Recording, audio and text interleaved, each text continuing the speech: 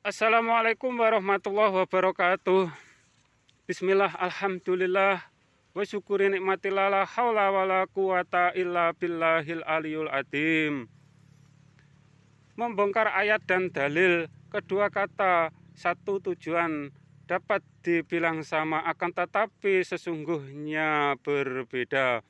Yang disebut ayat berhubungan dengan kata-kata atau dongeng atau cerita yang telah lewat maupun yang akan datang. Dan yang disebut berhubungan dengan kitab.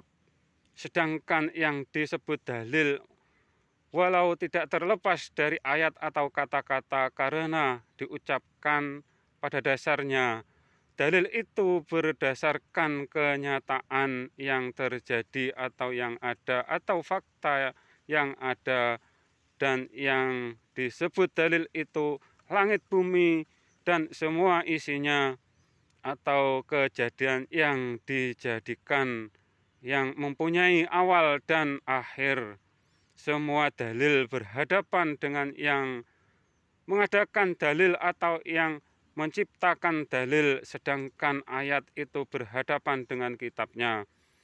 Kalau tidak ada kitabnya, ayat tidak mungkin akan ada atau mokal adanya.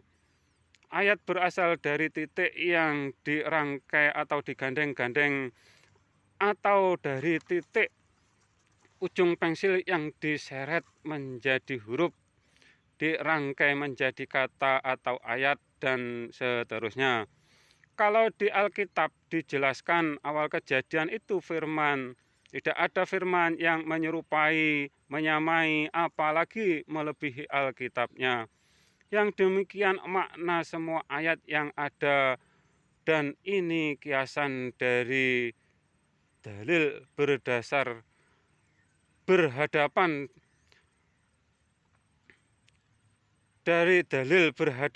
dengan yang menciptakan dalil. Kembalilah ke Al-Quran, yang artinya kembalilah menjadi ayat dan jangan menjadi kitab suci atau sok suci atau menjadi sombong. Sombong itu disematkan untuk bangsa Yahudi, bukan berarti semua bangsa Yahudi demikian. Dan sifat sombong itu dimiliki semua manusia tanpa kecuali, walau mereka manusia yang mempunyai darah biru sekalipun.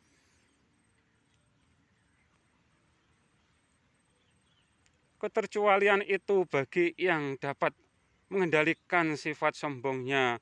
Yang demikian dapat dilakukan bagi orang-orang yang mempunyai ilmunya yang ada di lubuk hati yang paling dalam, tepatnya di wilayah jiwanya atau rohaninya, dan telah mendapatkan pencerahan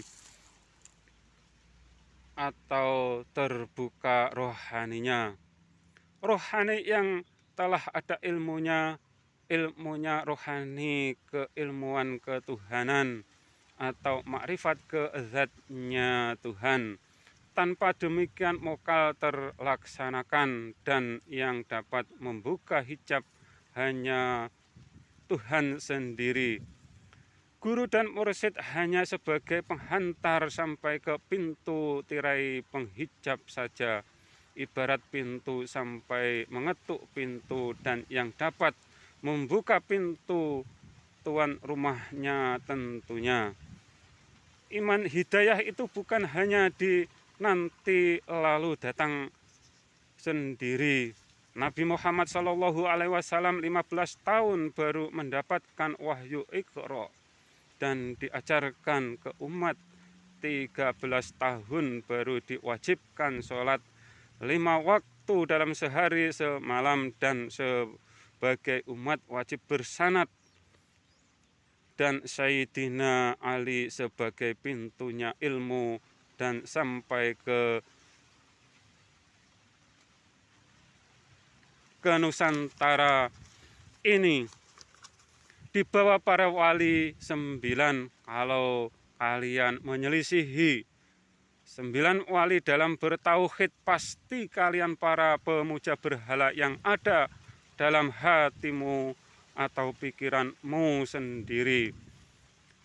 Yang diajarkan 9 wali dalam ilmu tauhid tidak menyelisihi seruan ayat Al-Quran.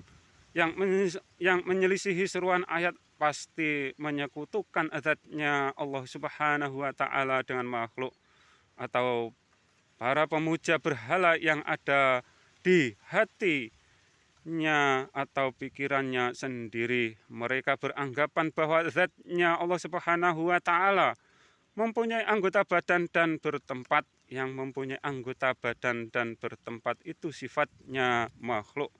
Sedangkan sifatnya zat-Nya Allah Subhanahu wa Ta'ala wajib berbeda dengan sifatnya makhluk. Jangan samakan ayat dengan kitab. Bila itu terjadi, mukal dapat dibaca. Begitu pula jangan samakan dalil dengan yang menciptakan dalil. Yang menyamakan dalil dengan yang menciptakan dalil itu orang musyrik hati atau orang kafir, walau yang dilakukan syariat Islam. Membongkar ayat dan dalil ayat yang menunjukkan Tuhan di atas arsy. Kalau kita maknai sekilas tanpa memikirkan dalil atau kenyataan yang ada, pasti yang terlintas di pikiran kita yang disebut atas itu atas kepala kita saat posisi berdiri kita. Ini tidak salah menurut masing-masing orang. Dan bumi ini bulat dan setiap permukaan bumi disebut atasnya bumi, dan bumi terus menerus berputar sampai nanti bumi dan matahari bertabrakan. Yang demikian secara keilmuan alam, karena orbit bumi semakin mendekati matahari. Bulat sama dengan 129.600 derajat. Apakah kalian mampu menetapkan atas yang hakiki? Apabila kalian paham dengan hal itu, kalian tidak mungkin ayat yang lain atau sisi ayat Tuhan dekat, sisi ayat Tuhan dekat dan sisi ayat Tuhan di atas. Keduanya wajib diimaninya. Yang ingkar dengan salah satunya disebut bertauhid bermata sebelah, atau yang dikiaskan menjadi pengikutnya Dajjal bermata sebelah, atau hanya mendapatkan setengah atau sebelah Imam Al-Mahdi yang dibelah Dajjal. Baginda Nabi Muhammad Shallallahu Alaihi Wasallam bersabda, yang dihadapi Imam Al-Mahdi dengan yang dihadapi beliau sama. Bedanya zaman jahiliyah berhala dipatungkan, saat ini berhala tersimpan di hati atau pikirannya pemujanya sendiri. Dan mereka pasti ingkar dengan seruan ayat dan menyekutukan zat-Nya Tuhan dengan makhluknya. Imanmu pintu surgamu, salah imanmu neraka tempatmu. Bila salah iman, amal ibadah sebaik apapun, sebanyak apapun, neraka akan yang kalian dapatkan. Bila salah iman, wassalam.